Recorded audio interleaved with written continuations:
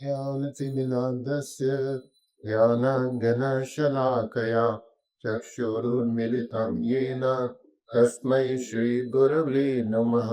श्रीचैतन्यमनोभीष्टं स्थापितं येन भूतले स्वयं रूप कदा मह्यं ददाति स्वपदान्तिकं।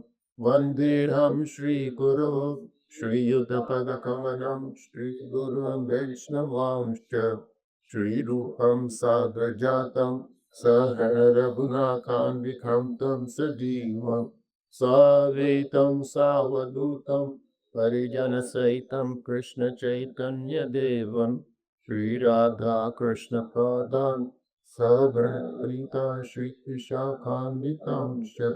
हे कृष्ण करुणा सिन्धु दीनबन्धु जगत्पते गोपेश गोपिका कान्त राधाकान्त नमोऽस्तुते। तप्त काञ्चन गौराङ्गी राधे वृन्दावनेश्वरी वृषभानुसुते देवी प्रणमामि हरिप्रिये। वाञ्छाकल्पतरुभ्यश्च कृपा सिन्धुभ्येव च पतितानां पावनेभ्यो वैष्णवेभ्यो नमो नमः। जय श्री कृष्ण चैतन्य प्रभु नित्यानंद श्री अद्वैत गदाधर शिवासादि गौरभक्तवृंद। हरे कृष्णा कृष्णा कृष्णा हरे हरे हरे राम राम राम हरे हरे। तो ये श्रीमद् भागवतम की जो रत्न है उसमें से इस रत्न है। बहुत ही सुंदर श्लोक है और सुंदर श्लोक के साथ साथ प्रभुपाद जी ने इसका बहुत ही सुंदर तात्पर्य दिया है। इस श्लोक से पहले इसके बैकग्राउंड में कुछ चीजें हमको समझनी चाहिए और उनसे भी हमको कई शिक्षाएं मिलती है। इस अध्याय से पहले अध्याय में वर्णन आता है कि कुरुक्षेत्र का युद्ध समाप्त होने के बाद भगवान श्री कृष्ण द्वारका को प्रस्थान किए और उसके कुछ समय के पश्चात अर्जुन द्वारका जाते हैं भगवान का हालचाल पूछने के लिए और पता करने के लिए भगवान ने आगे क्या लीलाएं करने वाले हैं। और अर्जुन को द्वारका गए हुए काफी समय हो गया, काफी महीने हो गए, अर्जुन वापस नहीं आया। युधिष्ठिर को चिंता होती है कि मेरा छोटा भाई वापस क्यों नहीं आया। तो वो मन ही मन में सोचते हैं कि जिस तरह से अभी समाज में वातावरण है तो समाज के वातावरण के लक्षण अच्छे नहीं है। और वो कहते हैं कि मैं समाज में देख रहा हूँ कि हमारे समाज में लोग अभी बहुत ज्यादा लालची हो गए हैं, उनको क्रोध आता है, एक दूसरे को धोखा देते हैं और मित्र आपस में ही एक दूसरे को धोखा देते हैं। जो परिवार है, भाई हैं, जो परिवार में माता पिता के बीच में और भाइयों के बीच में भी गलतफहमी है, मिसअंडरस्टैंडिंग है। और इसके साथ साथ जो पति पत्नी है उनके बीच में तनाव रहता है और उनके बीच में लड़ाई भी होती है। तो कहते हैं कि ये सब अच्छे लक्षण नहीं है और कहते हैं ये लक्षणों के द्वारा मालूम पड़ रहा है कि शायद अभी भगवान अपने धाम को चले गए। तो ये कुछ श्लोक है, 4-5 श्लोक है, लेकिन इस श्लोकों में कुछ चीजें बताई गई है कि अगर हमारे जीवन में वो चीजें हो तो इसका अर्थ क्या है कि we are disconnected with Krishna. तो वो जी कहते हैं कि अगर हमारे जीवन में ये चीजें हैं तो इसका अर्थ है कि हम लोग कृष्ण भगवान से अलग हो गए। और उसमें से कुछ चीजों को उदाहरण दिए है कि अगर हमारे अंदर बहुत ज्यादा लालच हो, हमें बहुत ज्यादा क्रोध आता हो, हमारे अंदर धोखा देने की प्रवृत्ति हो, ये तो हमारे बारे में हो गया। फिर जो मित्रों के बीच में संबंध है उनके संबंध अच्छे नहीं है, वो एक दूसरे को धोखा देते हैं और गलत फहमी होती है, मिसअंडरस्टैंडिंग कहते हैं हम लोग। मिसअंडरस्टैंडिंग परिवारजनों के बीच में, जैसे माता पिता हो गए, भाई बहन और उसके बीच में मिसअंडरस्टैंडिंग। और उसके बाद में अंत में बोलते हैं कि जो पति पत्नी है उनके बीच में तनाव है या लड़ाई होती है, तो इसका अर्थ है कि कृष्ण भगवान उनके जीवन में नहीं है। तो जब भी हमारे साथ ऐसी चीजें हो, हमारे साथ हमको प्रोटेक्ट करना चाहिए। जब भी हमारे मन में बहुत ज्यादा लोभ हो या किसी को धोखा देने की प्रवृत्ति हो, क्रोध आए, अगर लगता है कि गलत फहमी है, और विशेष जो पति पत्नी के बीच में झगड़ा होता है तो इसका अर्थ है कि कृष्ण भगवान आप ही के प्रेमाते हैं।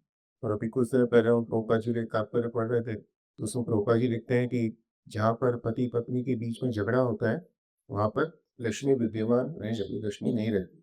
और स्वाभाविक रूप से जैसा अभी श्लोक में बताया गया कि जहाँ पर पति-पत्नी के बीच में झगड़ा होता है, तो वहाँ पे कृष्णा नहीं रहते। तो जहाँ पर कृष्णा नहीं होंगे, वहाँ पे स्वाभाविक रूप से लक्ष्मी जी नहीं आएँगे। और फिर युधिष्ठिर महाराज के पास में भीम बैठे हैं, तो वो भीम से बोलते हैं कि भाई मेरे को अपने चारों तरफ बहुत ज़्यादा अशुभ संकेत दिख रहे हैं। अशुभ संकेत रेड ओमेन्स है। अशुभ संकेत क्या होते हैं? उसके भी कुछ उदाहरण दिए गए श्रीमद् भागवतम के अंदर। कभी-कभी कहते हैं ना कि मेरे को अच्छा नहीं लग रहा, कुछ अशुभ संकेत है। तो उसके कुछ उदाहरण श्रीमद् भागवतम में दिए गए। तो वो कहते हैं कि तेरा जो पूरा बायाँ अंग है, वो पूरा बायाँ अंग काँप रहा है। मेरे बाएँ अंग की जंघाएँ, भुजाएँ और आँखें काँप रही। ये हमारा भी अनुभव है, हमारे खुद का, मेरा खुद का अनुभव है कि जब भी बायाँ अंग फड़कता है, बिना किसी कारण के, तो उस समय कुछ अशुभ होने वाला है। और कह रहे हैं कि कुत्ते मेरे ऊपर, मेरे से डरते नहीं अभी, मेरे ऊपर भौंक रहे हैं। और कहते हैं गायें मेरे बाएँ हाथ से, बाएँ साइड से निकल रही है। गधे मेरे चारों तरफ घूम गए और घोड़े मुझे देखकर रो रहे हैं। और कह रहे आकाश में ऐसा लग रहा है चारों तरफ धुआं फैल गया, मतलब आकाश साफ होना चाहिए लेकिन पूरा आकाश काला हो गया। और कहते हैं आकाश में बादल नहीं है, लेकिन फिर भी आकाश के अंदर बादलों की गर्जना हो गई। और कहते हैं कि सूर्य की किरणें जितनी होनी चाहिए वह सब बंद हो गई। और कहते हैं गायों के बछड़े, गायों के जो स्तन है, माँ के स्तन में मुंह नहीं लगा रहे, उनका दूध नहीं पी रहे। और कहते हैं मंदिर में जाओ, वहां पे अर्चा विग्रह को देखें तो ऐसा लग रहा है कि वो शोक कर रही है, और ऐसा लगता है कि रो रही हैं, और ऐसा लगता है कि उनके शरीर से पसीना आ रहा है। तो युधिष्ठिर महाराज की बहुत सारी चीज़ों के बारे में बताते हैं कि अगर हम उस चीज़ों को देखें, अगर कभी हमारे जीवन में चीज़ें आएँ, तो इसका अर्थ है कि वह ये कोई अशुभ घटना होने का संकेत है। और यहाँ पर क्या सबसे बड़ी अशुभ घटना हो चुकी है कि भगवान धरती छोड़कर अपने धाम ले जा चुके। तो इसमें जो अंतिम चिन्ह के बारे में युधिष्ठिर महाराज बताते हैं कि ऐसा लग रहा है कि भगवान की विग्रह रो रही है। तो हमारी कुलदेवी है नगरपुर सारी देवी, हम उनके दर्शन करने जाते हैं।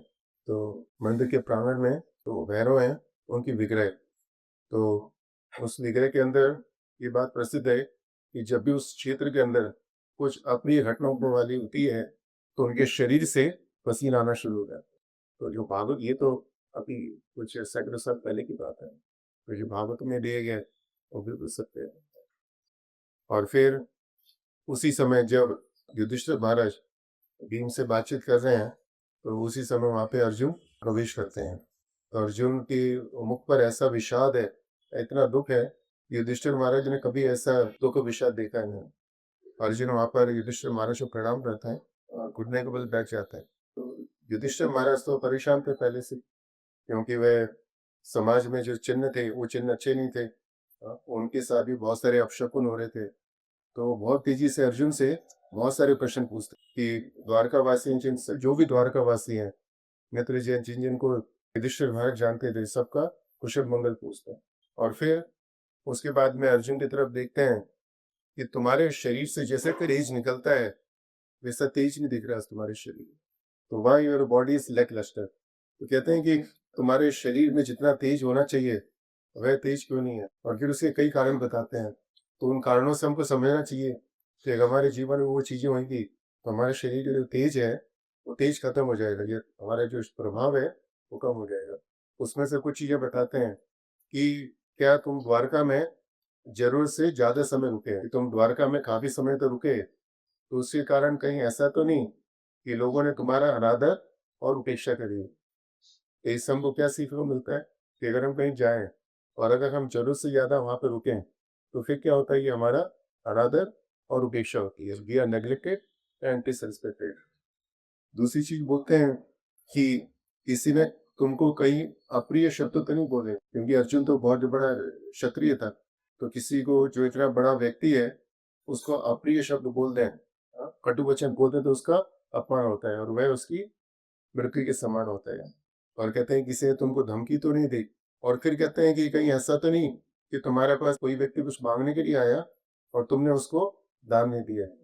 और शास्त्र में वर्णन भी आता है कि जो व्यक्ति हमसे कुछ मांगता है, तो वह तो हम कहते हैं कि वह व्यक्ति ने अपनी स्थिति को नीचे किया है, वो व्यक्ति झुक गया। लेकिन उससे भी ज्यादा गिरा हुआ व्यक्ति कौन है?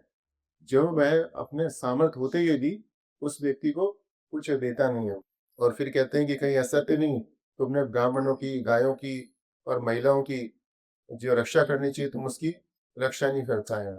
और कहीं ऐसा तो नहीं है कि जो तुम अपने से कमजोर व्यक्ति थे तुम उससे हार गए।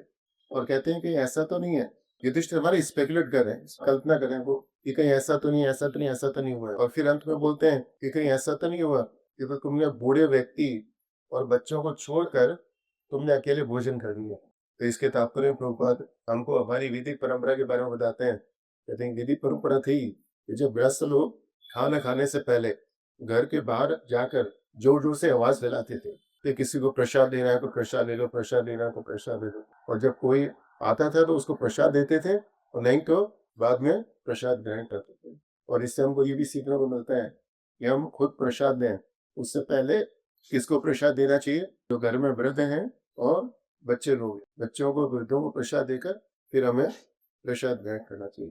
तो इस अध्याय से पहले 14वें अध्याय है, उसके अंदर हम देखें उसको पढ़ें तो हमको 3 चीजें सीखने को मिलती है कि समाज में क्या लक्षण होते हैं जिसके द्वारा हमको मालूम पड़ता है कि the society is disconnected with Krishna. हमारे जीवन में क्या अपशकुन हो सकते हैं जिसके द्वारा हमको मालूम पड़ता है कि हमारे जीवन में कोई दुर्घटना होने वाली। और तीसरी चीज बताया गया है कि हमारे शरीर का तेज है, एवरीबॉडी हैज गॉट एफल्जेंस, हर एक व्यक्ति के शरीर से कुछ न कुछ तेज निकलता है। और इसीलिए जब रात में आप देखिए रूम के अंदर अंधेरा होता है तो उस अंधेरे के अंदर भी हम एक दूसरे को देख पाते हैं। हम देख पाते नहीं देख पाते एक दूसरे को, अनलेस कि we have the blackout curtains होते हैं। कभी कभी होटल्स में जाते हैं तो ब्लैकआउट कर्टेन्स होते हैं, तो ब्लैकआउट कर्टेन्स से मतलब रूम में इतना अंधेरा होता है कि हम दूसरे को देख नहीं पाए।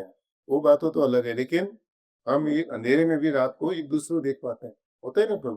क्यों? क्योंकि हम लोगों के शरीर से तेज निकलता है, उतना तेज नहीं होता जितना होना चाहिए। जो भगवान के भक्त होते हैं उनके शरीर से बहुत तेज निकलता है। कृष्ण भगवान के शरीर से असीम तेज निकलता है, इतना तेज निकलता है कि उनको देख नहीं पाते। कृष्ण भगवान की बात छोड़िए, जो सूर्य देव हैं वो कृष्ण भगवान की एक आंख है। अगर हम 12 बजे सूर्य जी को देखना चाहें उनको देख सकते हैं? हम नहीं देख सकते। तो भगवान की हम एक आंख है उसका तेज नहीं देख सकते, तो भगवान का तेज हम कैसे देख सकते हैं? तो इसलिए भगवान की विग्रह कभी कभी श्वेत वर्ण की होती है कि भगवान का जो वास्तविक रूप है वो तो क्या है, श्यामल वर्ण है, मेघ के समान वर्ण है, उनका वैसा कलर है। लेकिन कभी कभी देखते हैं कि भगवान की विग्रह है वो श्वेत होती सफेद होती है। क्यों? क्योंकि जब हम 12 बजे सूरज जी को देखेंगे तो सूरज जी हमको उनकी जो किरणें हैं वो पीली नहीं दिखाई देंगी, येलो नहीं दिखाई देंगी। आप कभी अनुभव करिए, वो सफेद दिखेगी हमको। तो इसलिए भगवान की विग्रह भी कई बार उनकी श्वेत वर्ण में उसकी हम पूजा करते हैं। तो इस तरह से युधिष्ठिर महाराज अर्जुन से प्रश्न करते हैं। और 15वें अध्याय में श्लोक से पहले अर्जुन के बारे में बताया गया है कि वो शोक से संतप्त है, बहुत ज्यादा शोक है उनके मन में, उनका मुख पूरा सूखा हुआ है, उनका हृदय जो कमल के समान हृदय है, हाँ वो भी सूखे है, और उनके शरीर का तेज बिल्कुल ही लुप्त हो गया है।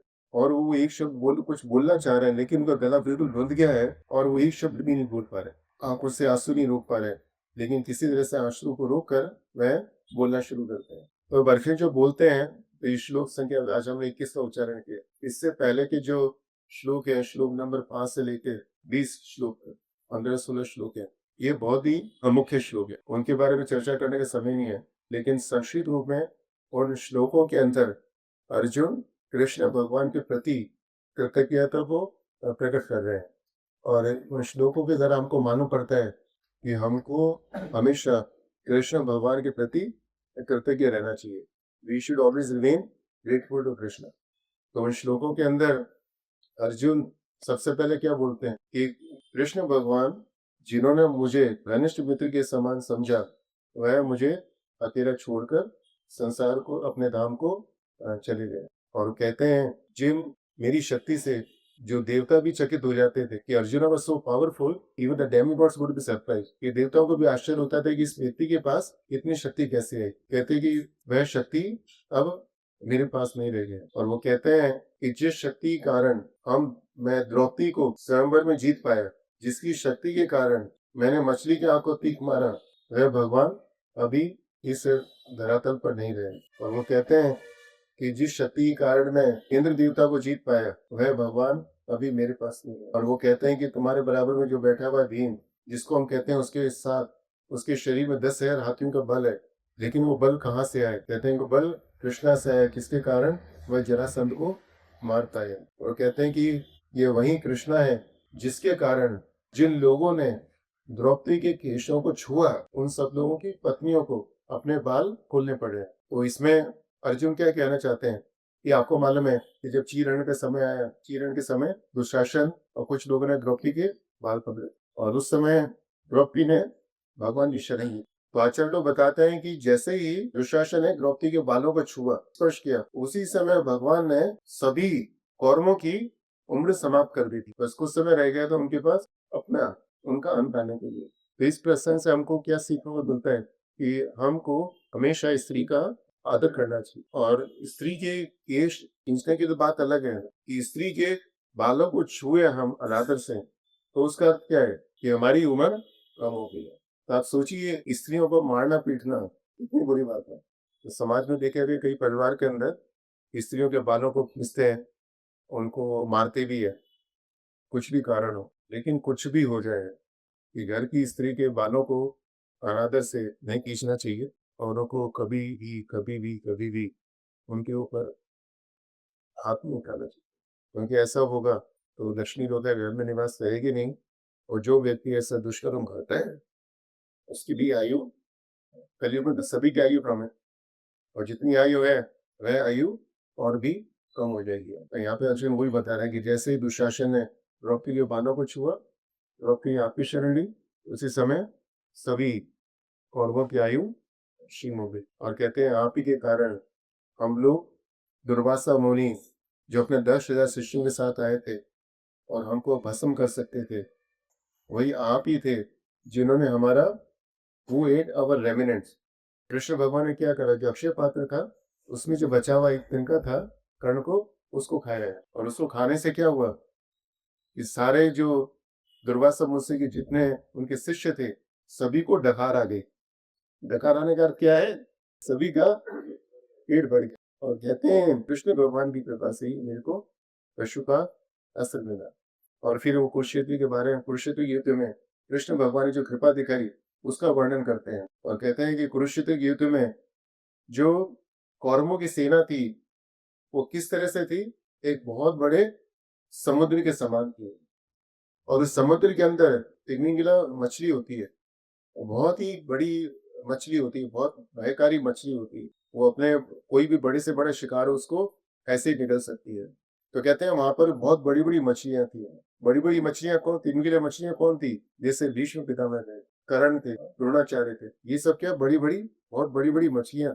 और कहते हैं कि जो कौरवों की सेना थी बहुत बड़े समुद्र के समान। लेकिन चूंकि कृष्ण भगवान मेरे रथ पर सारथी बन के बैठे थे, इसीलिए मैं ये समुद्र के बराबर, समुद्र के समान सेना थी, इसको मैं ऐसे लांग गया जैसे कि गाय के खुर में पानी होता है। अब देखते हैं गाय जहाँ पर पैर रखती है उसके खुर में पानी भर जाता है। कीचड़ में अगर गाय पैर रखेगी तो उसके खुर होते हैं, उसमें जो जहाँ पैर रखती है थोड़े गड्ढे हो जाते हैं, तो उसमें पानी भर जाता है।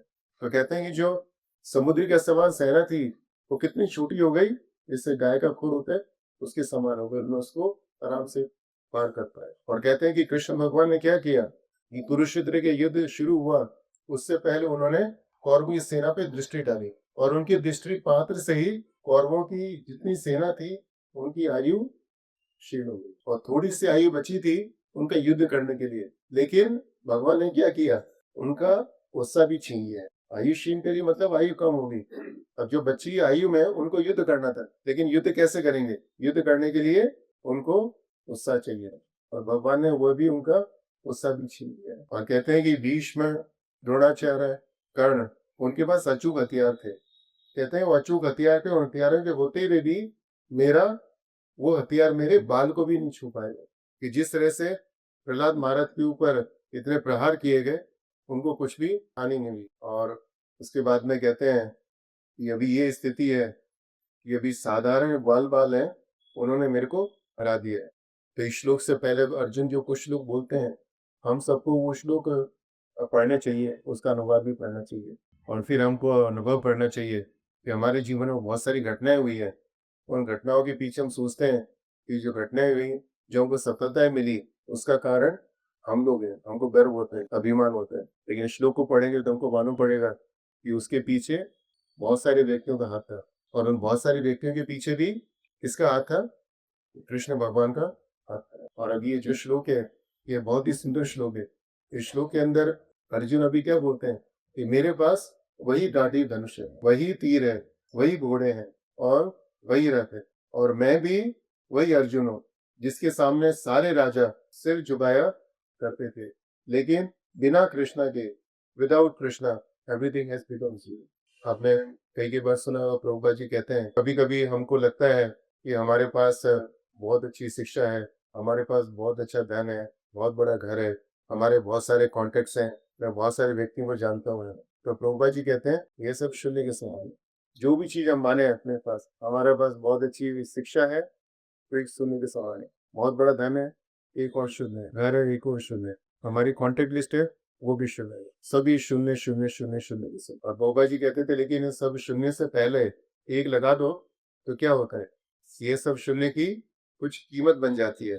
हमारे पास जो भी चीज है, कोई भी एक चीज को लीजिए, वही शून्य के समान है, लेकिन जैसे ही हम उसके साथ कृष्णा में जोड़ देते हैं, आपने देखा होगा ना, जीरो लिखते हैं, जीरो से पहले अगर हम एक लिख दें, सिर्फ एक लाइन लगा दें, तो क्या होता है, वो जीरो की कीमत बढ़ जाती है, जीरो से 10 गुना हो जाती है। और हमारे हिंदी के जो गणित के अंक हैं, हम लिखते हैं 1 2 3 4 5 6 7 8 9 10, जितने भी अंक हैं उन अंकों में सबसे सरल है कौन सा है लिखने के लिए, एक है।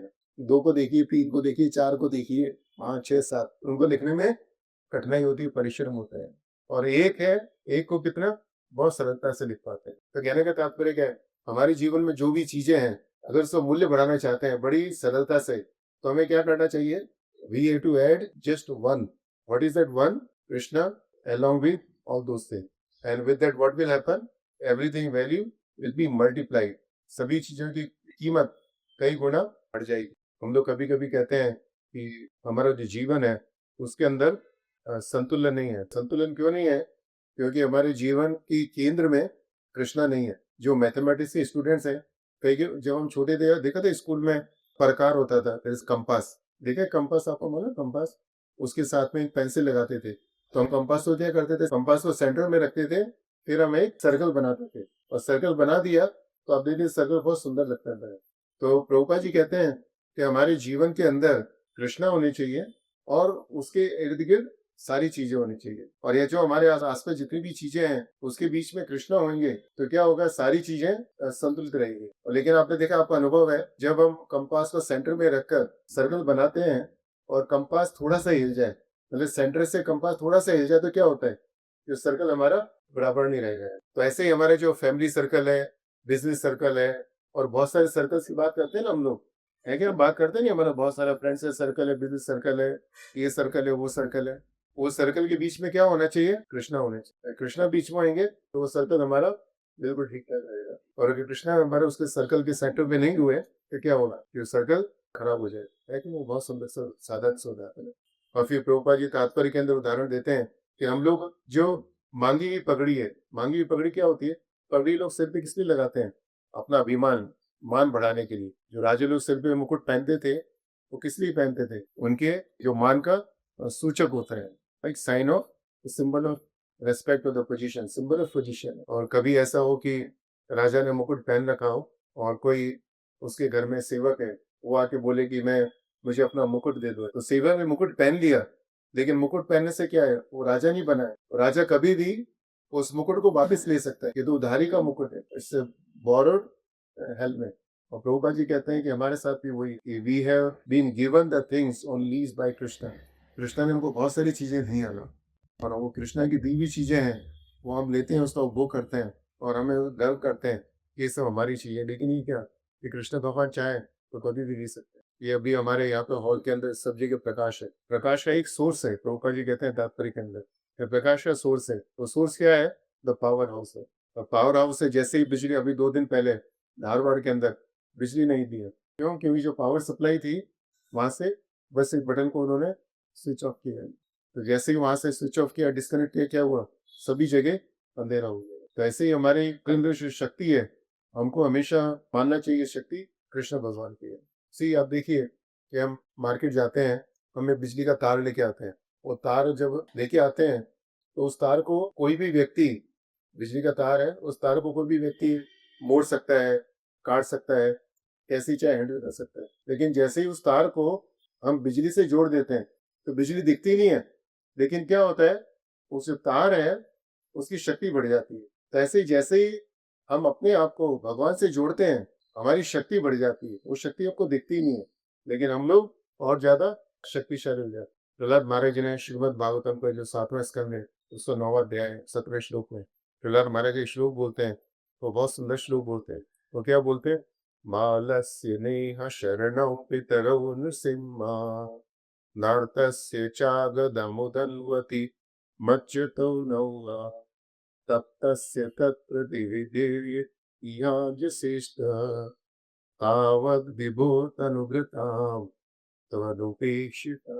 इस श्लोक के ऊपर भी चर्चा कर सकते हैं, बहुत सुंदर श्लोक है। तो इस श्लोक के अंदर प्रहलाद महाराज क्या बोलते हैं? तावद् विभो त्वद् उपेक्षिता। कहते anybody who is neglected by you, कि अगर भगवान किसी की उपेक्षा कर दें, अगर भगवान किसी की उपेक्षा कर दें तो क्या होगा? कि संसार में किसी बच्चे के कितने ही माता पिता क्यों ना हो, हम तो संसार में एक माता पिता की बात करते हैं। प्रहलाद महाराज कहते हैं कि संसार में किसी बालक के अनगिनत माता पिता हो, तो भी वो अनगिनत माता पिता अपने बच्चे को बचा नहीं सकते अगर भगवान उन बच्चे की उपेक्षा कर दें। अगर भगवान बच्चे को नहीं बचाना चाहे तो उस बच्चे के अनगिनत माता पिता हो, तो भी वह उस बच्चे को बचा नहीं पाएंगे। और कहते हैं कि कोई बीमार व्यक्ति हो और उस बीमार व्यक्ति को बचाने के लिए अनगिनत चिकित्सक डॉक्टर आ जाए, तो भी वह डॉक्टर उस बच्चे को नहीं बचा पाएंगे अगर भगवान उस जो बीमार बच्चा है, बीमार व्यक्ति है, उसकी उपेक्षा कर दे। और ऐसे ही जो व्यक्ति समुद्र में डूबने वाला है, डूबने वाले व्यक्ति को बचाने के लिए कितनी नौकाएं क्यों नहीं आ जाए, और नौकाएं उस डूबते हुए व्यक्ति को नहीं बचा पाएंगी अगर भगवान उस डूबते हुए व्यक्ति की उपेक्षा करते हैं। तो इस श्लोक से जो हमको संदेश मिलता है, जिसे प्रभुपाद जी ने बहुत सुंदर तात्पर्य दिया। श्लोक भी सुंदर है, उसके साथ साथ प्रभुपाद जी का तात्पर्य है वह भी बहुत ज्यादा सुंदर है। तो इससे हमको संदेश मिलता है कि हमको हमेशा याद रखना चाहिए कि हमारे जीवन में जो भी शक्ति है, जो भी शक्ति है, किसी भी शक्ति के बारे में आप सोच रहे हैं कि हमारे जीवन में जो भी शक्ति है, उसका जो स्रोत है, उसका कारण है, वो कारण क्या है? कृष्ण भगवान है। तो हमको हमेशा कृष्ण भगवान के प्रति कृतज्ञ रहना चाहिए और हमेशा हमको याद रखना चाहिए कि कृष्ण भगवान कभी भी किसी भी क्षण हमसे वो हमारी शक्ति को वापस ले सकते हैं। तो इसीलिए जब तक हमारे जीवन में जो भी शक्ति है, उसका उपयोग हमें कृष्ण की सेवा के लिए ज्यादा से ज्यादा करना चाहिए। और हमारे जीवन में जो सबसे बड़ी शक्ति है वह क्या है? हमारी शारीरिक शक्ति है। तो जब तक हमारे शरीर के अंदर शक्ति है, तो उस शक्ति का ज्यादा से ज्यादा उपयोग कृष्ण भगवान की सेवा के लिए करना। ठीक है कबीर माता, अभी इसी शब्दों के साथ कथा को विराम देंगे। कथा क्या तुम्हें किसी प्रभु जी माता जी को कुछ प्रश्न हो, प्रश्न पूछ सकते हैं।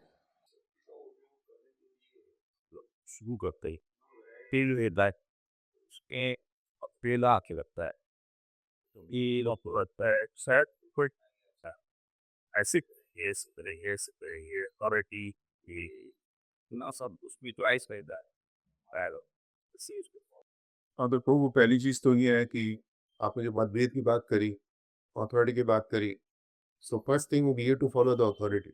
जो अथॉरिटी है हमको उसको फॉलो करना है। जैसे हम लोग ऑफिस में काम करते हैं, आप ऑफिस में काम करते हैं, you still work in the office, अभी भी काम करते हैं, बिजनेस है, आपका बिजनेस है, तो ठीक है आप अथॉरिटी है बिजनेस। आपके साथ काम करने वाले लोग भी होंगे, आपके शॉप में 1 2 3 4 या ऑफिस में कुछ लोग होंगे, तो कभी कभी हो सकता है कि आप उनको करने के लिए कुछ बोलते हैं, लेकिन जो आपका जो स्टाफ है वो सोचते हैं कि ऐसा नहीं ऐसा होना चाहिए। तो मतभेद हुआ कि नहीं हुआ, लेकिन फिर भी जो आपका स्टाफ है वो किसके अनुसार काम करेंगे, उनको किसके अनुसार काम करना चाहिए? जो अथॉरिटी है जैसा आपने बोला वैसे काम करना चाहिए, क्योंकि आप उसके, क्योंकि जो रिस्पॉन्सिबिलिटी उत्तरदायित्व किसके ऊपर है? आपके ऊपर। और जो चीजें आपको मालूम है वो आपके स्टाफ को नहीं मालूम। स्टाफ क्या है? एक कुएं में मेंढक के समान है, और आप क्या हो? एक बड़े समुद्र के समान है। स्टाफ को आपका जो बिजनेस है उसके बारे में इतना सा मालूम है, आपको इतना सा मालूम है। तो इसी तरह से हम उदाहरण लें कि हमारे परिवार के अंदर भी एक अथॉरिटी है, तो सभी लोगों को उस अथॉरिटी को फॉलो करना चाहिए। समाज के अंदर एक अथॉरिटी है, तो सभी को उसको फॉलो करना चाहिए। ऐसे मंदिर के अंदर भी एक अथॉरिटी है, उसको फॉलो करना चाहिए। कभी कभी हमें लगता है कि हम जो कर रहे हैं वो अच्छा है नहीं है हमको नहीं मालूम है, लेकिन जैसा हमने बताया जो अथॉरिटी है उनको मालूम है, दे नो मल्टीपल थिंग्स, को बहुत सारी चीजें मालूम होती है, तो उनके अनुसार हमको कार्य करना चाहिए। हमारी शक्ति का उपयोग जो अथॉरिटी है उनके अनुसार हमको करना चाहिए। और फिर बहुत सारी चीजें प्रभु जिसके लिए हमको अथॉरिटी की आवश्यकता नहीं होती है। जैसे आपका स्टाफ है, वो आपकी अथॉरिटी में कब रहता है? 8 घंटे, 9 घंटे, 10 घंटे तो रहता है आपकी अथॉरिटी में। उसके बाद में स्टाफ के पास पूरा समय है।